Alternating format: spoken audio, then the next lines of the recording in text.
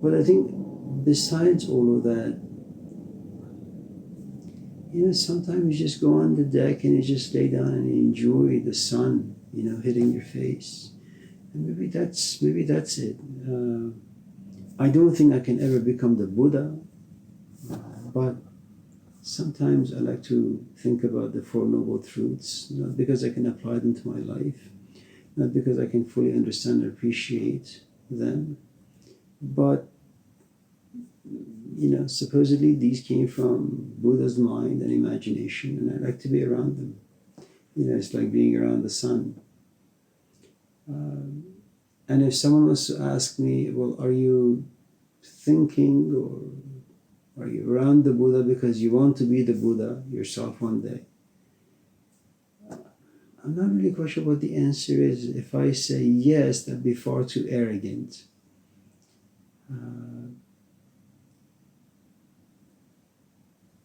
I think it's what Rumi said, Ishq, Usturlab, Asrar Khudas, that maybe I'm not completely aware of this, but I think about the Four Noble Truths because I'm in love with the Buddha. And if you ask me why, so love is a mystery. It's created by God and it's taken away by God. As long as it's here, there isn't much I can do.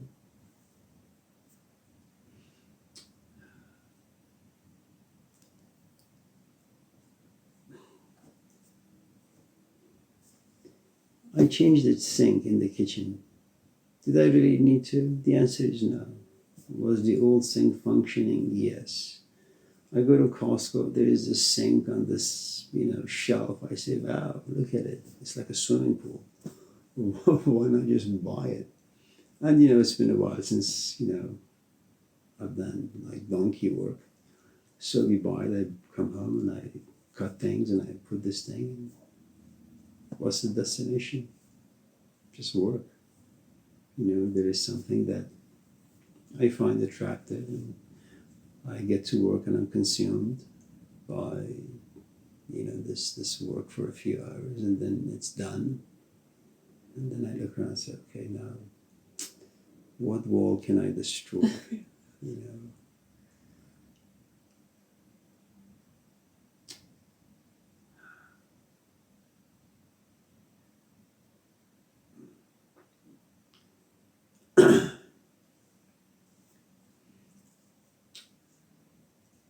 I'm writing this thing on the first 34 lines of the Masnavi by Rumi.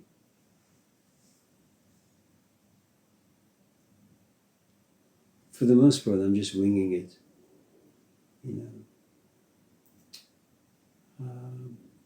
why am I doing it? It's a really, really, really good question. Well, if I wasn't going to get myself involved with that, what else can I do that I can interpret as meaningful, relevant, valuable? I like to garden, but um,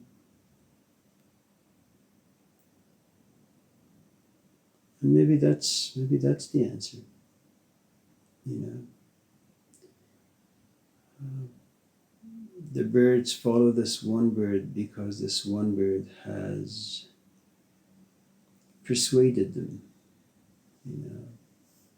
and has made their life irrelevant for them. And he has articulated his own passions in a way that now it has become their passion. And the truth is, as a novice, you have no idea where you're going and why you're going and where you're going. But you go because it has become your life and your new language and new meaning.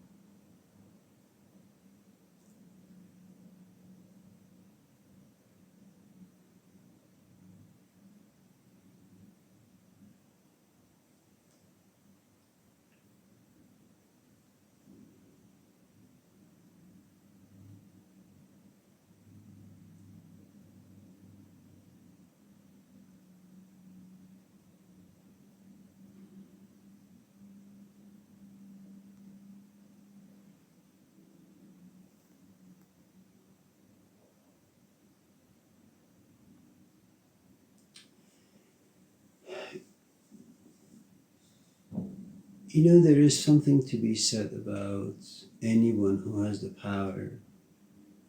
First, they've had the luck of figuring out what they're really good at. And then they have the resources to actually become good at what they think they're good at. And they do become really proficient.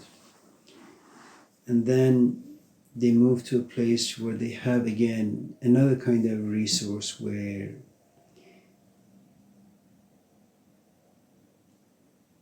they can insert what they're good at every day from 9 to 1, 9 to 12, where this other part of themselves, the part that's really good at whatever craft that they have, to come out of them, where they can kind of get to see glimpses of this craft inside them.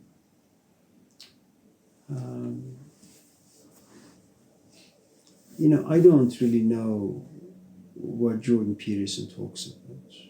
I don't know what Sadhguru or Eckhart Tolle talk about, or that Vietnamese teacher, Michtat Khan. But what I do know is that here you have, these people, they're on the stage every single day. And when they're not on the stage, they're like doing workshop with people. There is really, I think the only destination that they have is, they're really just enjoying what they're doing. And there's an audience and there's a hunger for it. I think when we were with Hussein, I never asked these questions, and I'm not quite sure why. I think because for the most part, I knew that Hussein was close by, he was always available, he would come to the car wash all the time.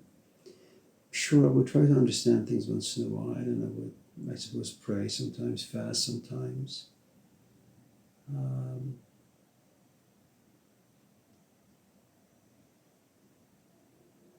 And I would read because I just enjoyed the readings.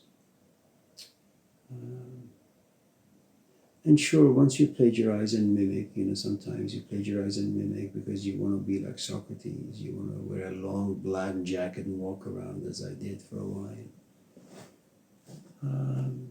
But because, you're just imitating, after a while, those imitative actions just basically go by the wayside.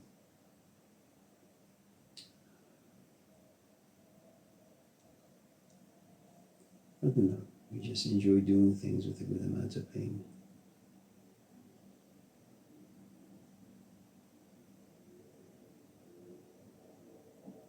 Your question reminds me of the scene, I think it's in the Gospel of Matthew, where Jesus says, okay, we're going to Galilee. And the guy says, well, look, I got a wife, I got parents who are old, I got children. Well, I'm going. If you want to come, come. Well, if you come there, what are we going to do? I have no idea. I just have to go there. And the guy says, okay, I'll follow you. And if you read the Gospel of Mark, which is before Matthew, nobody understands who he is. Nobody understands the fire, the passion that live inside him. And yet they're all attracted to it and they all follow him. And I'm sure if someone 2,000 years ago were to go to Matthew or Peter or Mike or John and say, why do you follow this guy? I don't think they would be able to provide a good answer. Because you see that. He asks them, what do people say about me? And then he looks at them and asks, well, what do you guys think? And they all say different things,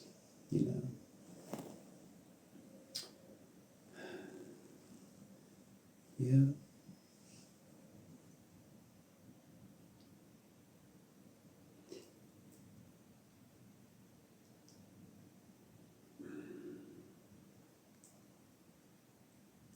The teaching company came out with this course, Plato, Socrates, and the Dialogues.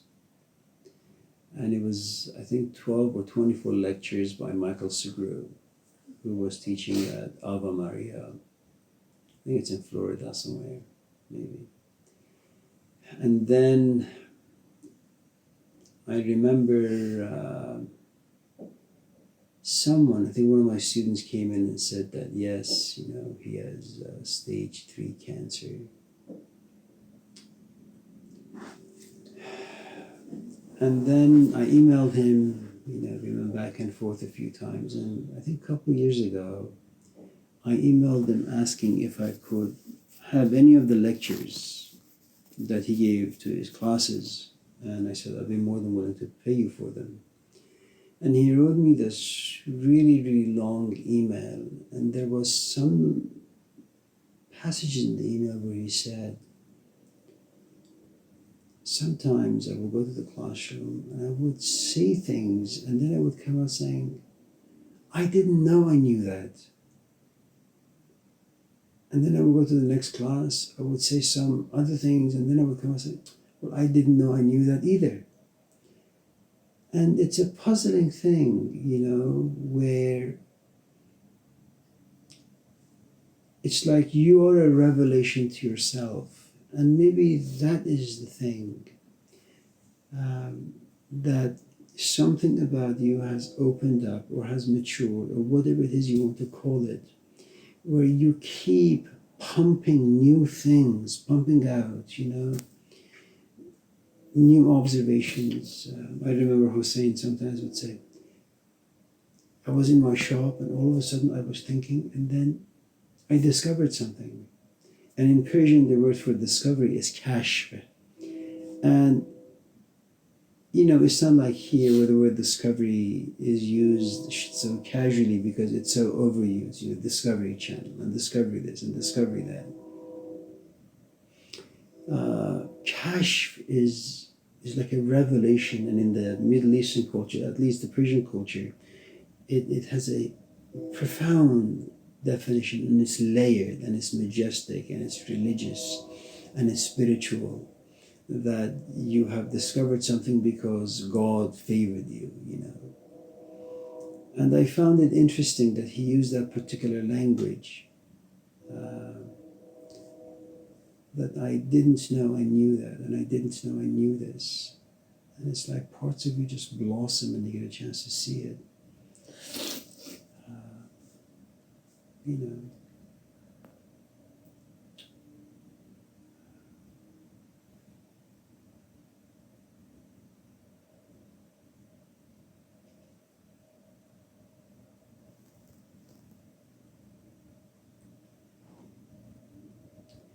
I'm planning to make a fountain outside. And so I've looked at a few YouTubes, but I'm just going to wing it and see where it goes. And I have a couple of Buddhas, in the guest room. I'm going to drill a hole on the top so that the water can come out of his head.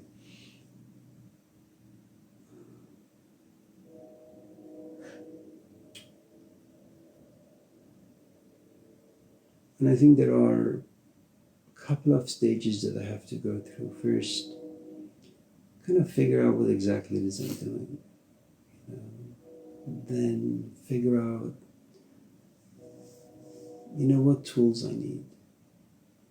And where do I need to go to find some of the things that I'm looking for. And then try to put the thing together and see if it works.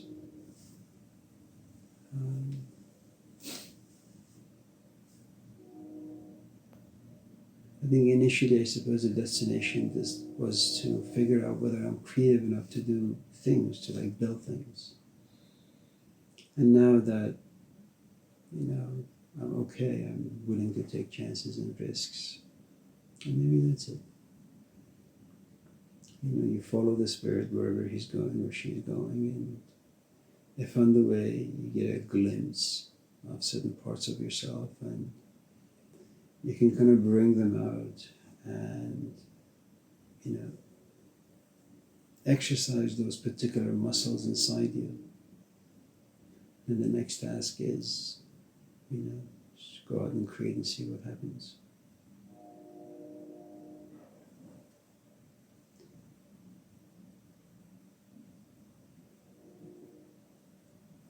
It's kind of like all the stories that you find in Matthew, Mark, and Luke. The questions are relatively the same that people ask him, but he keeps changing the narratives. And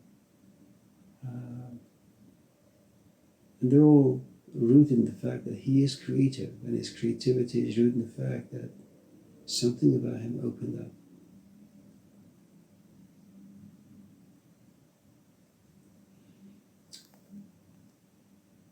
There are these two women who play the piano, and they're really, really good. I think one is from Bosnia, the other is from China. And they're both extraordinary. The woman from China,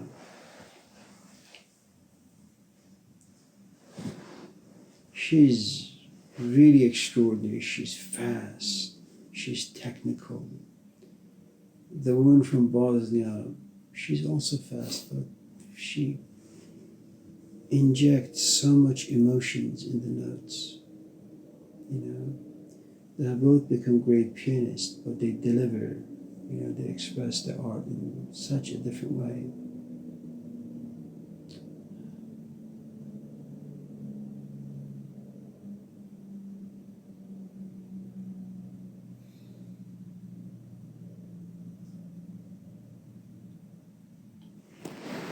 Yeah, so.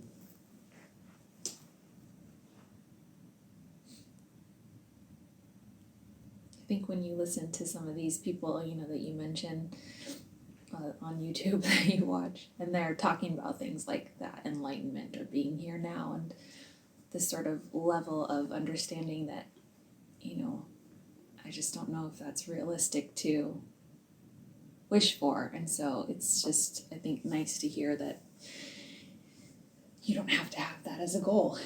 It can just be enough to maybe once or twice get a glimpse of who you are and maybe make your life better than it was.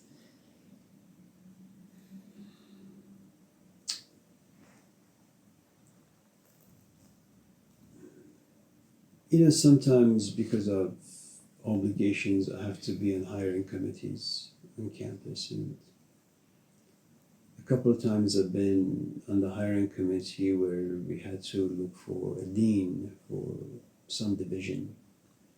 And so there are some who are really, really bad. It's because they have zero experience and they try to wing it, but they get caught. Not by the committee, but they just say all the wrong things. But some of them, because they've had a lot of practice, and you pay attention to their language, they're all saying the same thing. They use the same exact phrases because, when you get to the level of applying for dean, and if you've been a dean at other places, you know exactly the sort of phrases you ought to use when you go to committees.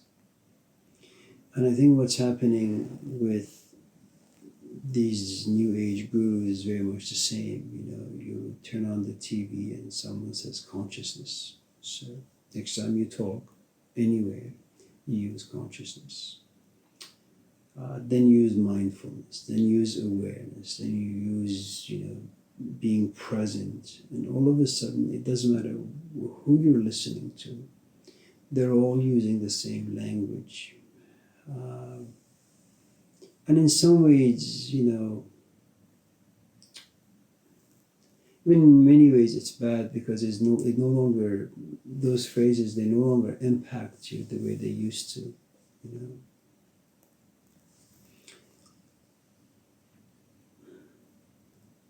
I think Gurdjieff and Krishnamurti kind of stand out. Not even Alan Watts. Alan Watts is, somewhat new age-ish. But both, I think Krishnamurti and Gurdjieff, in their own unique ways, and they use different languages, they approach human life and the human condition and the human experience really like scientists. Especially Krishnamurti, where he sits down on the stage, closes his eyes, and just breaks open love, like love is like a rat, in your lab, and is getting this knife and is cutting open this rat so you can see all the guts, all the bones, inside this animal. And that's what he does. I mean, when you read, what is it called? Dialogue with oneself. It's a tiny pamphlet, really, like 2 or 3 pages. And the crux of it is about love. What is love? Is it about jealousy? Is it about attachment? Is it about possessiveness? Is it about anger? Is it about... And at the end, you realize he is not telling you what love is. He's approaching it via negativa. I can't tell you what love is, but I can tell you what love isn't, And in some ways, maybe, what he's doing is quite criminal in the sense that, none of us have the proper resources or the capacity to kind of love people or even love ourselves, if that's ever possible, in the way that he wants. And so he's exposing us to really a sort of perspective that we're not really there yet. Imagine you go to a lecture that he's giving where he's talking about love, that love is not attachment. And you go home and there's your husband and there's your wife or there are your kids. And you say, well, why am I with my husband? Or why am I with my wife? And why is it that I get jealous when my wife looks at this person or that person? Why is it that I get jealous, if my kids are spending too much time with this or that person? When they come home, I say hello.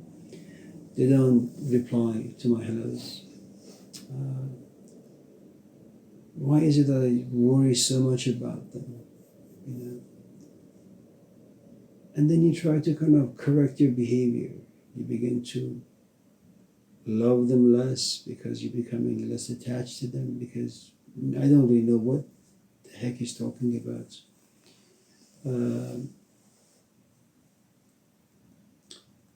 And Gurdjieff does the same thing. He just kind of tells you that you're a machine, and let me tell you why.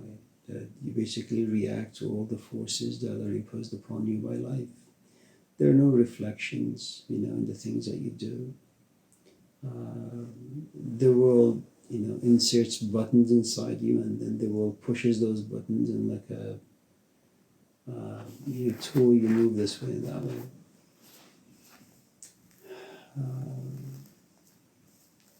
And he doesn't use, neither of them use this flowery New Age-ish language at all.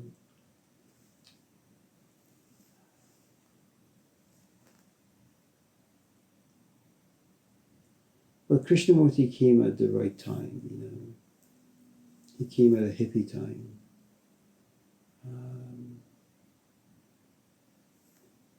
I'm not quite sure how he would fare today if he was alive.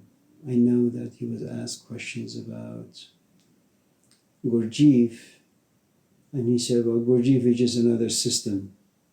And people usually, go to a system or a belief system because they're fearful, they're lonely, they're this, they're that. And they asked him about Sufis, and he said the same thing, And I suppose if he was to be asked, well, what do you think about Eckhart Tolle or Sadhguru or Jordan Peterson? But basically, why would you want to follow anybody? Are you following people because you don't know how to think? And the answer is yes. And then you would question your independence and autonomy and all that. And Krishnamurti basically makes you feel bad about everything. Yeah, but I think that the thing you need to kind of, it's always, I think, important when you read people like Krishnamurti, Gurdjieff, even, the YouTube people.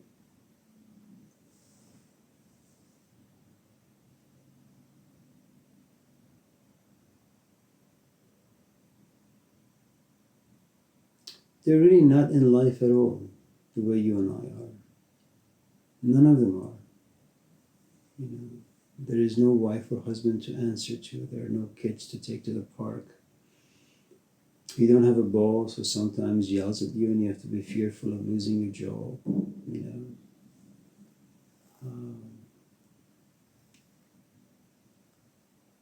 People build you houses and you just go and live there, rent free. They give you food, they give you money. You know, and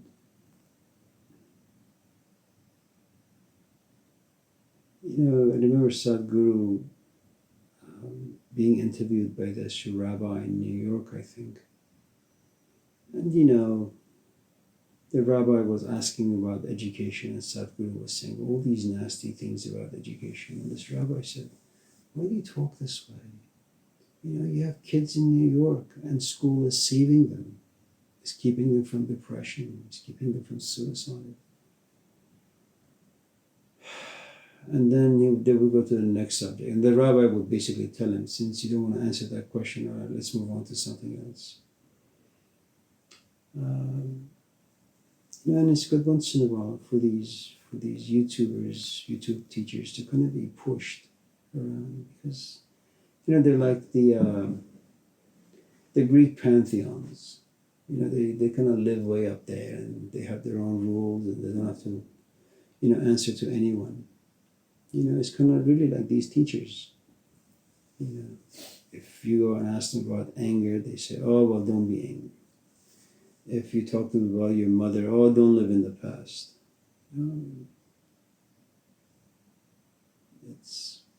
I think it's kind of disrespectful to people's experiences.